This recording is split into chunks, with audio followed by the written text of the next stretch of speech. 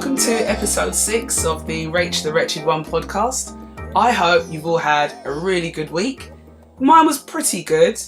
Average, I'd say. Nothing amazing happened. Just a few minor things that jarred me, as well as some things that made me laugh. So the first thing that jarred me, or what's jarring me at the moment, is I've been commuting, getting the same train at the same time, 4 days a week, since January.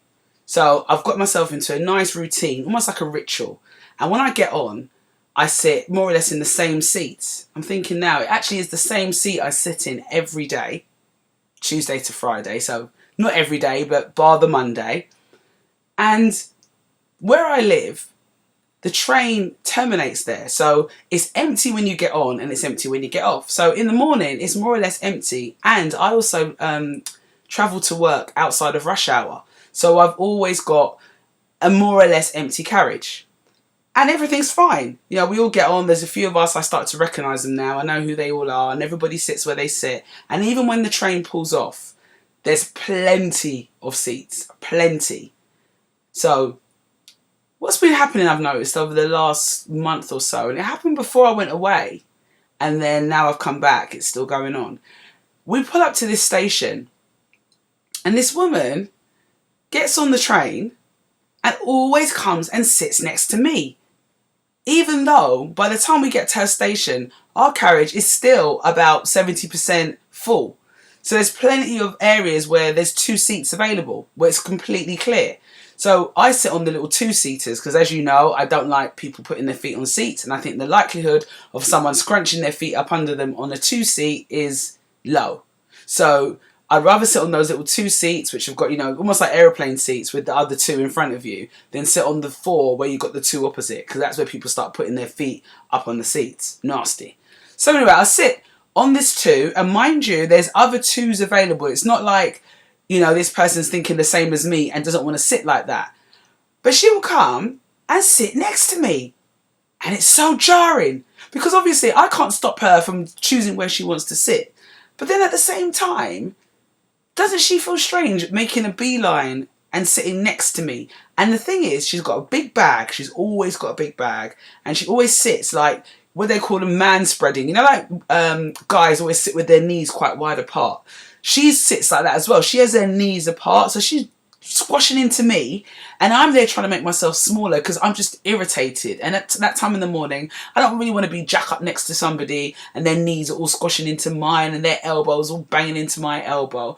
I just want to watch my program or whatever thing I've recorded and just, you know, enjoy the short time that you have to clear your mind before the madness starts when you walk into the office. So she does that, and oh my God, it's like it's becoming a regular thing. We don't even talk. I think she just feels that it's become her seat now. It reminds me of my mum telling me this story. She told me and my brother, was it both of my brothers? I think she told it at the same time. And I think when she was telling this story, she was expecting us to almost co-sign her way of thinking. So, you know, there's some people, they like to go upstairs on the bus, on double-decker buses, and sit at the front because, you know, they like the view, or when you were younger, sometimes you felt like you were driving the bus if you sat right at the front. I think my mum just likes the view, so she likes to sit upstairs right at the front. So she got on the bus and she went upstairs and she sat down next to somebody. I can't remember if it was a man or a woman. But as they were going off, the person turned to her and said, "Why are you sitting next to me when there's plenty of other empty spaces?" And she took offence to that. So she was like, "I sit where I want. I paid my money. I sit where I want." So she was telling us and expecting us to go, "Yeah, you've paid your money." And I remember me going, "But Mum, like, that person, you know, sat there first and there was other seats available. It wasn't like there was nowhere else to sit. You chose to sit there." And her argument is, "Well, I want to sit and look at the front of the bus, so I will sit there." So I guess the question is, when does it weigh between, you know, your pleasure or your pleasure basically infringing on somebody else's level of being comfortable? Because normal human etiquette is to, you know, have an air of distance around you, isn't it? So you're almost like a circle of intimacy. There's a barrier before you're too close to someone's face when you're talking to them, for example. Or, you know, if you're sitting next to somebody like that on a train, if it's packed, of course, you've got no choice to be stuck together like cattle. But if you're in a situation where there are plenty of other spaces, then it becomes a point where you're actually infringing on their personal space because there was the opportunity to sit somewhere else. But yeah, mum wasn't having it, and this woman is the same. And I've just thought as well on this train, so I've got her sitting next to me, and then there's another woman. I've just totally remembered about it just now. There's another woman who sits behind me and she looks through the little gap in the two chairs. A bit like, you know, when you're in the car and two people are sitting in front in the passenger seat and the driver's seat and you're in the back seat and you sort of like have to use the gap to try and communicate with the people in front.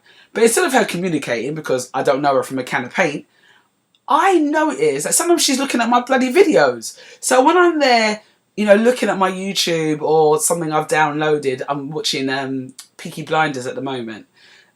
So, you know, when it's something like that that I'm looking at, that I'm, you know, engrossed in, you know, you get that feeling you're being watched.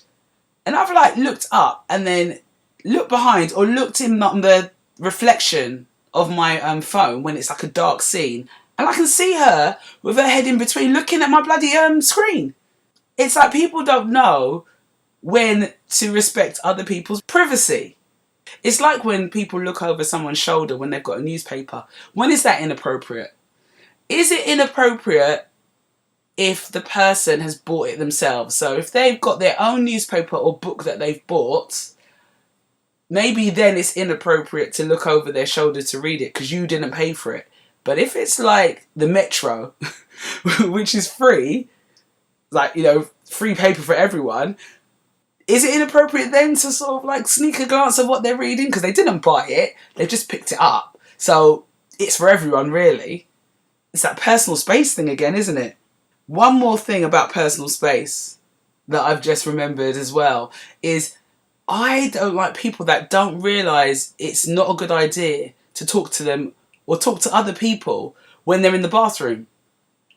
My son does this all the time. So I'll be in the bathroom, the door is locked. Whatever I'm doing in there, I'm in the bathroom. And he will hold a conversation. And I have to shout and go, I'm in the shower, or I'm on the toilet. And even then he's like, oh, okay. And then you'll hear silence. And I'm like, he's actually outside waiting.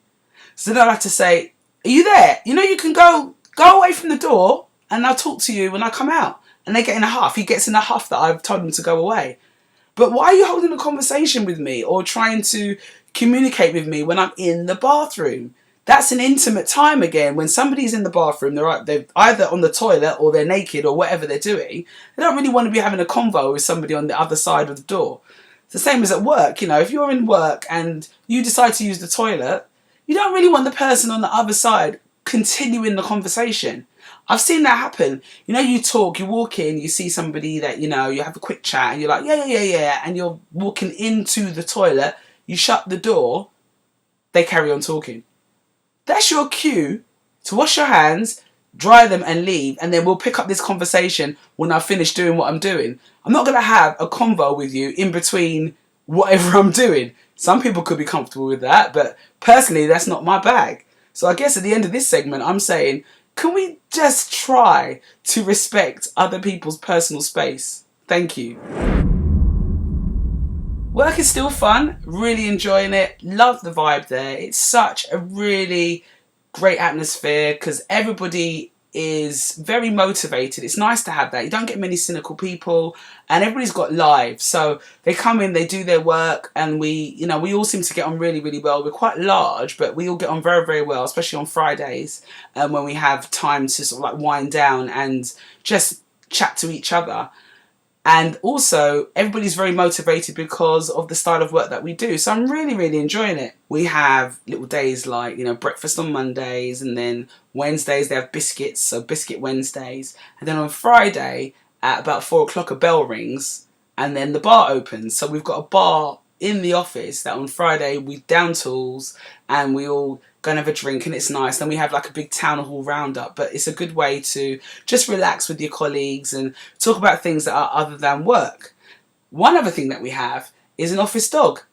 So our office dog, he's lovely. And I remember when I first came to the office and I sat down, it was my first day, and I looked to my left on this leather, like these leather old school chairs, and there was a dog sitting there. And I first honestly thought that it was an ornament. I thought it was like a stuffed dog. And then he moved. I was like, oh my God, they got a dog. How lovely. And it is great having a dog because it just does something to the atmosphere, having an animal plodding around. But this week, Doggy wasn't so fragrant, let's say.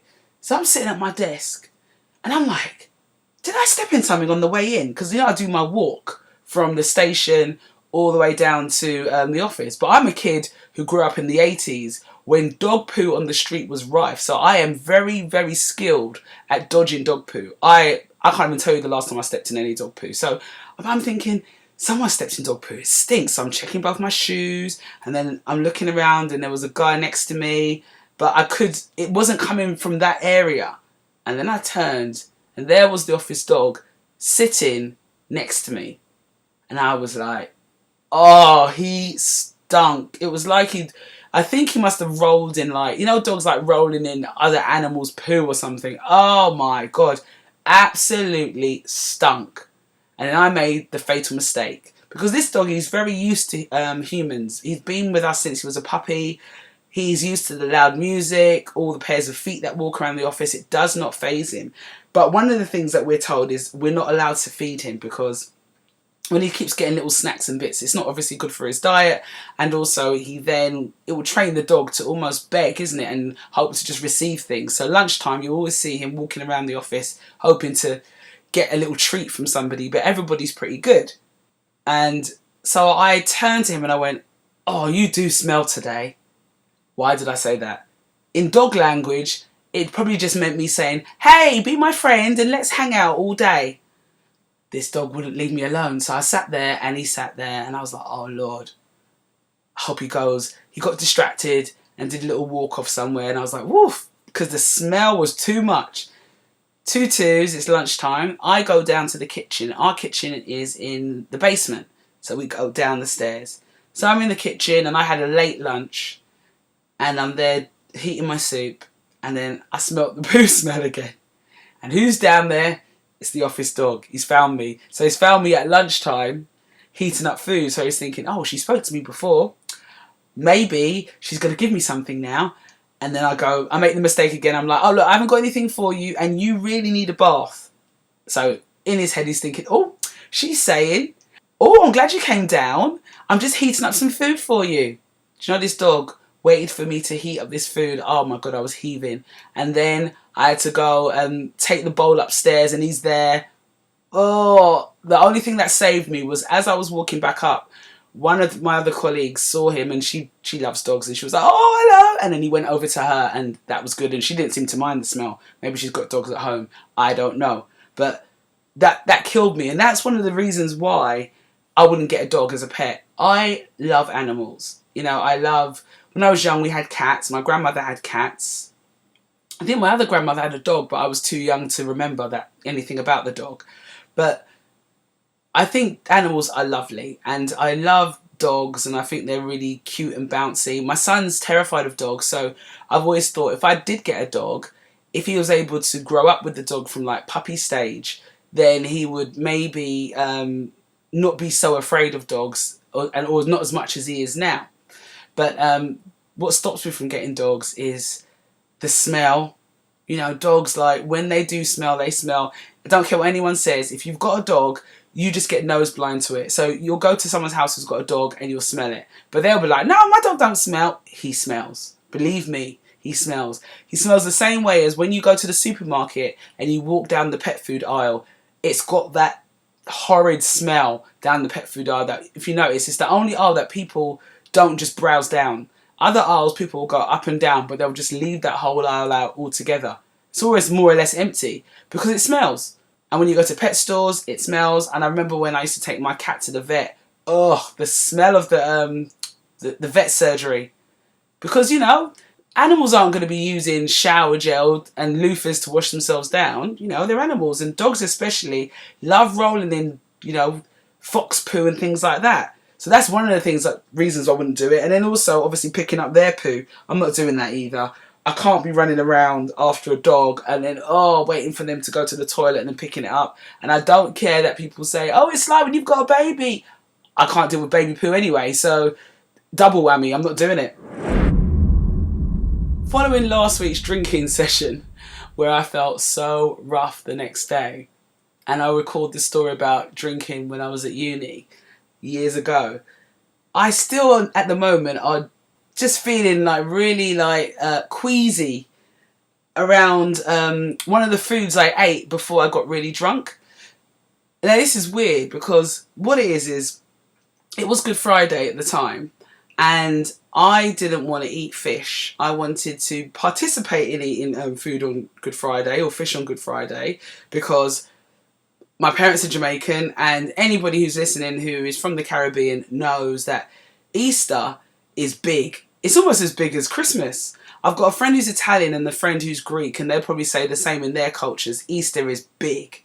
So for us, we have you have your fried fish on the Friday, and then you have in your bun and cheese, and then I know a lot of people do like lamb and Easter, like a lot of British families, but with us, we just have a lot to eat, but we don't specifically go for like an Easter lamb. It's more about the Good Friday fish. That's a big deal for us.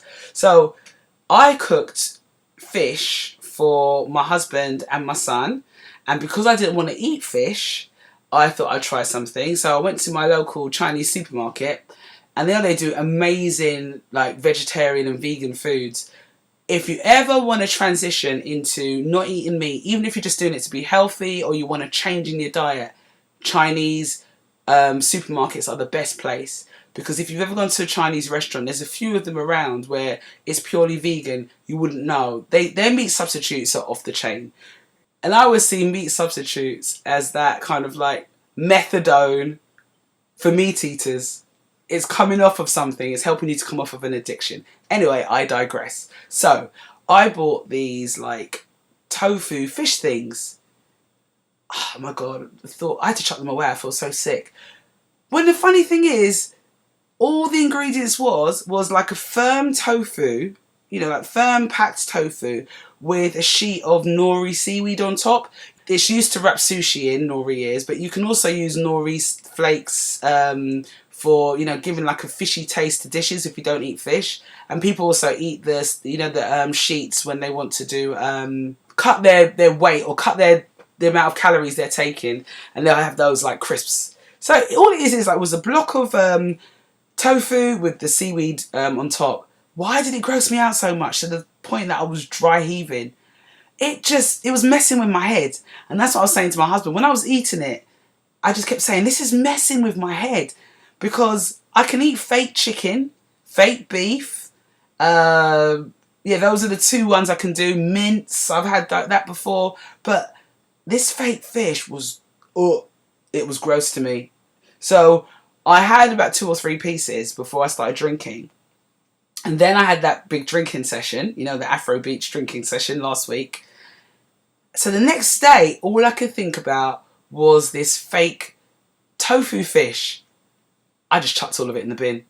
And I couldn't even talk about it. Even my mouth now, as I'm thinking, I'm like, oh, so nasty. I just don't understand it because it's simple ingredients. And it's weird how your brain works, isn't it? Because there was nothing gross in there. If anything, it's all plant-based. But my head could not get around that's what it is. How did they make that fishy taste? How? I don't mind fakey chicken taste because you eat crisps, don't you? You eat like chicken flavoured crisps or you eat beef flavoured crisps. Prawn cocktail, that's different. That's aside because we all know that's just paprika and there's no prawns in there. But to get that fake fish taste in something textured was disgusting to me. You know those earpods that people are wearing? They're those Apple earpods where they come in the case and they're basically Bluetooth, aren't they? Bluetooth earbuds that you stick in your ear. So you've seen people use things like that for years. People who've got like hearing aids that they can fit neatly right into their ear. And I'm sure technology has brought out these kind of things before where they can fit neatly into your ear.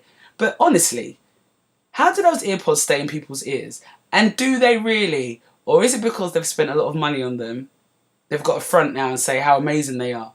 Because They just look like earphones without the actual wires on them. And we all know those rock hard earphones that you get that come as standard with whether it's your iPod or whether it's your phone, those standard earphones never stay in one of your ears because we're not built symmetrically. So you've got one which stays in, and it's never going to come out. For me, that's my right ear. And then my left ear, for love nor money, I can't put, earpods in there or earphones because they always fall out. So what I always have to do is go and buy separate earphones, the ones that come with those little jelly covers that you can put, and they're different sizes, and put a tiny one on my left ear and then the normal one on my right ear. And then that way they stay on. So that was one of the reasons why I didn't even bother to think about buying those earpod things. And I think if I do buy an Apple phone, I wonder if I could go back and just get a one that has a port that I can put, almost like an aux stick or analog plug-in so I can actually listen to it, because I don't think that those things work. I think people are just profiling, saying they're amazing when really they're probably dropping out of their ears every 2 minutes. They probably don't take too long to charge, or they run out of charge, really quickly, and maybe the quality isn't great. Overhead earphones are probably the best because you can do a lot more with them, can't you? Rather than worrying that as soon as you eat, talk, walk, the thing's not dropping out your head. Remember when I said, when we were on holiday, my son's tablet stopped working.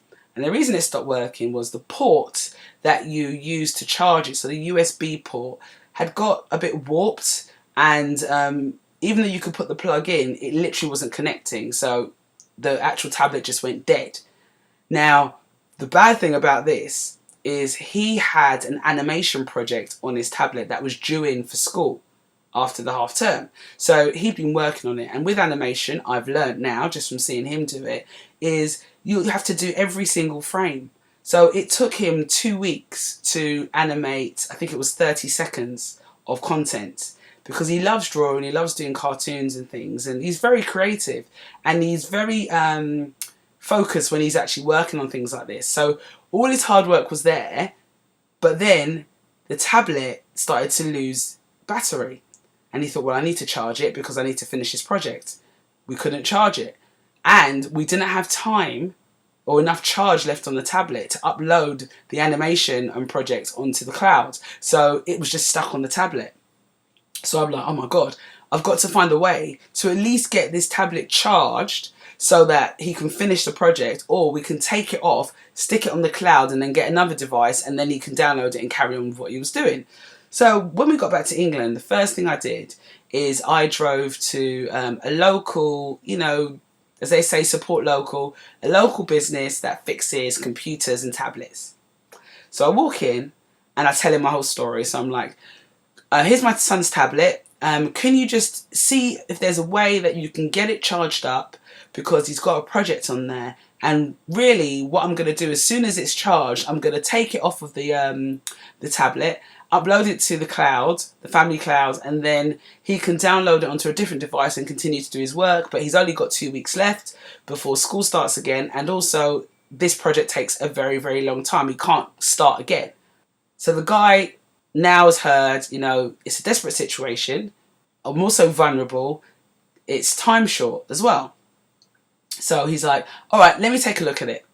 He takes the tablet from me. He goes into the back office in this shop, and he comes out about 4 to 5 minutes later, and he's like, yeah. So whoever did the soldering on this tablet. Side note: my dad had previously fixed the USB drive on there before, because it had gone a bit wonky before. My dad's a retired electronics engineer, so he knows what he's doing. Also, I told the guy this. It's already been modified the first time, so that's what we know it's at the end of days. So the guy's like, yeah, it's a really bad soldering job. We're going to have to get it all open, order parts. You're not going to get it until Thursday, and it's going to cost you £60. Like, £60? I literally said to him, £60? He's like, yeah, £60. No negotiation, nothing. Because in his brain, he's thinking, she's desperate. She's got nowhere else to go. She has to have this tablet working so that her son can carry on with his school project. He's come too far in this project to start again. So I'm literally going to force her hand. So I stood there and I was like, right, okay, let me take the tablet back. I'm going to go home and think about it. So I go home and I was talking to a friend of mine and she was saying, oh, you're probably going to just have to go with it because there's nothing else you can do. But me, I'm very resourceful, but also, if you listen to my first podcast, which is Price Comparison Ninjas, my grandmother's taught me well. There's always somewhere else that's going to be cheaper. So I went on Google and I found another set of guys. Now, they're not based on the high street, so they're not easy to find. They're in an industrial estate that is only accessible by car. So you're going to have to drive there. It's not too far, but it's not as convenient as the guy that I went to the first time who's charged me £60. So anyway, I go down there and I say, you know, tell them the story. So the guy's like, oh, okay, give it to me. What we'll do is a free diagnostic on it. I mean, if it looks like we need to change the USB port, which I'm suspecting it probably does because of this model of tablet, it'll probably cost you £20. So I'm like, £20? Whoa.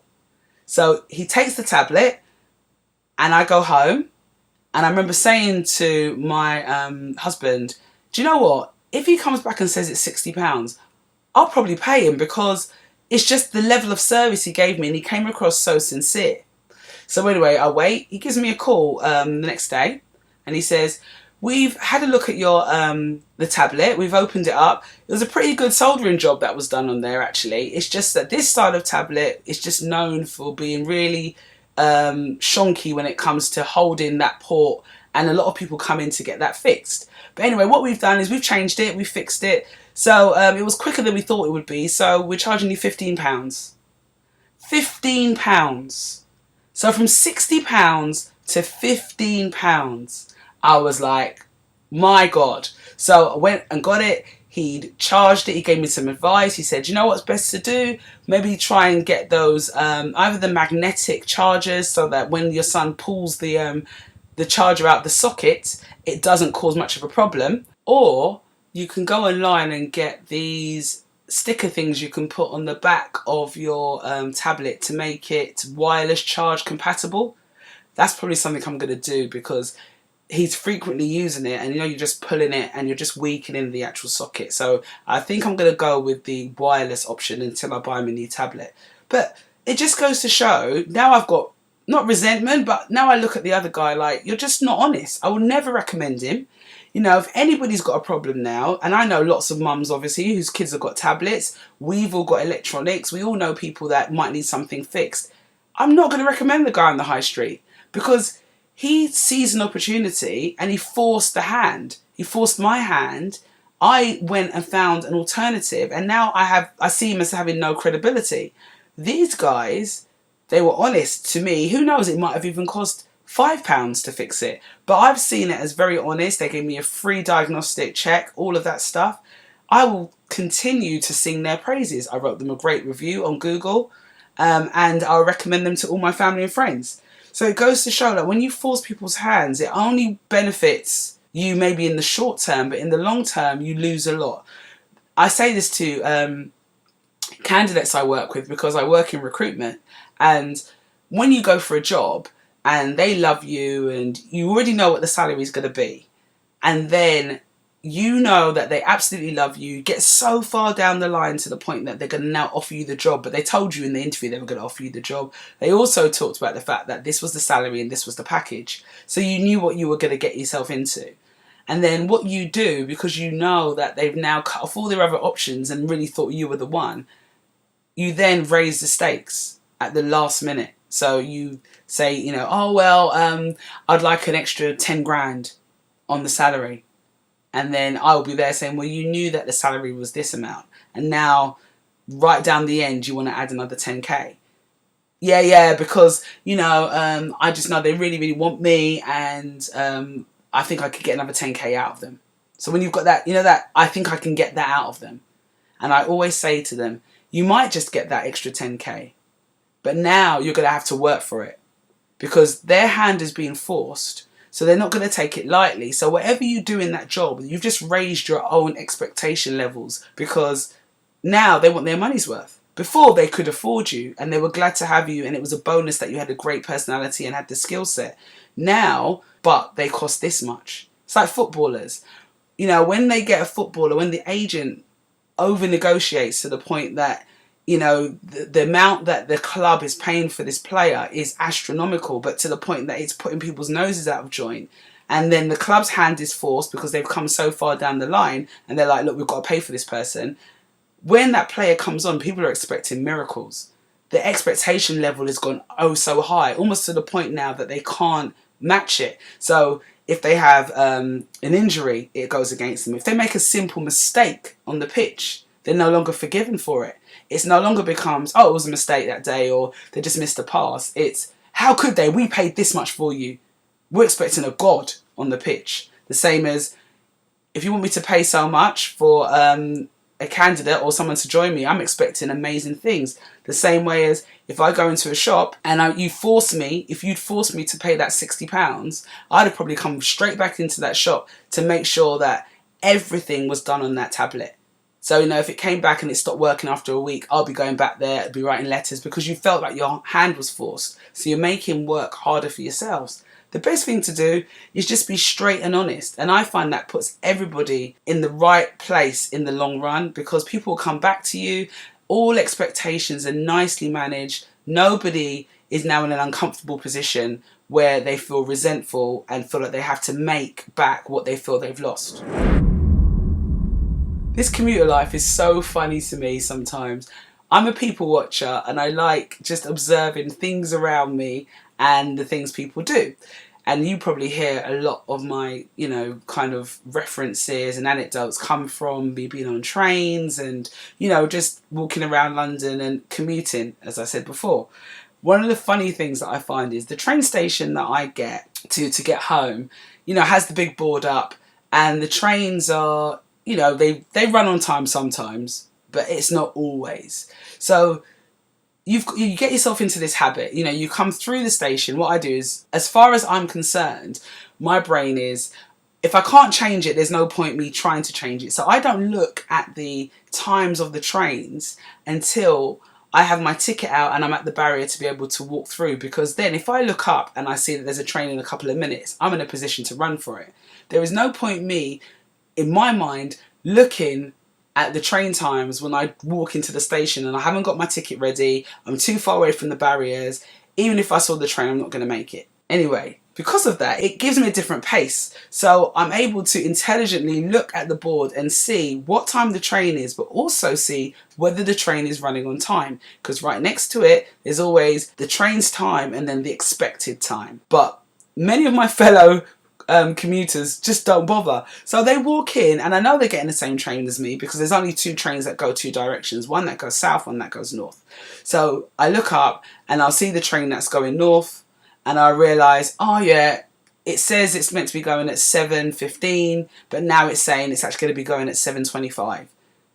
As you're seeing that, you're seeing people bussing through the main thing, running, trying to get you out the way because they're like, I need to get on the train, I need to get on the train. The same train you're getting, by the way. I need to get on the train, and they're trying to get their ticket in, and they're sweating and they're swearing because they can't get it in and it's all going wrong for them. And then they bust the corner and then they're like running down the blooming escalator with their proper hard dress shoes that are all slippery because they bought them in Fleet Street, and they got their bag and they've got their coat in their hand and they got their you know, their pass or their train ticket in their mouth because they're just running down the stairs and they just want to get on this train. And I'm like, didn't this man not see that the train is late? And then they almost jump off the end of the escalator and boom, come to the platform.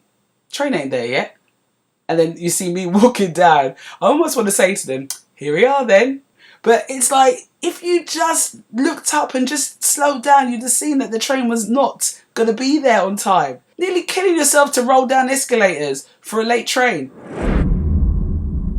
We're at the end of the podcast, so my final thought to you this week is do some more walking. I am really enjoying walking. I walk from my train station to where I park my car and back again each morning. I walk from the destination station in London to my office, and that's a lovely walk straight through London. It's really, really nice. And I just love the the feeling you get with walking, it just clears your mind, especially doing it alone. I don't wear headphones or anything. I just walk. I like listening to the sounds and the people and, just taking it all in. So these are the times, not rush hour times when you're trying to dodge tourists who are blocking up the roads or people that are just walking too slowly. I mean the times when it's quieter and it's night or it's early morning. It's lovely to walk. So maybe yourself, when you get in from work and it's late, because night walking is nice, as long as you're safe and you do it in an area that's well lit. It's quite a nice way to just wind yourself down from, the day's craziness that's gone on. And you can walk and just listen to the sounds. You can hear all the birds. I know it sounds really fluffy, but we forget that we live, amongst nature, and nature's a beautiful thing. We're nature.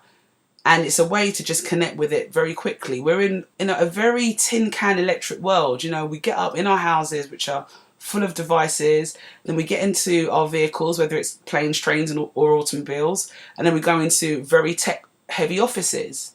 But when do you get the time to just walk and be out in air and nature and, and if you see like stray cats walking around or there's some birds or, hearing children playing, it's a nice feeling. So I would say that will be the thing to do this week. It's healthy, it's free. You get to learn a lot about your surroundings.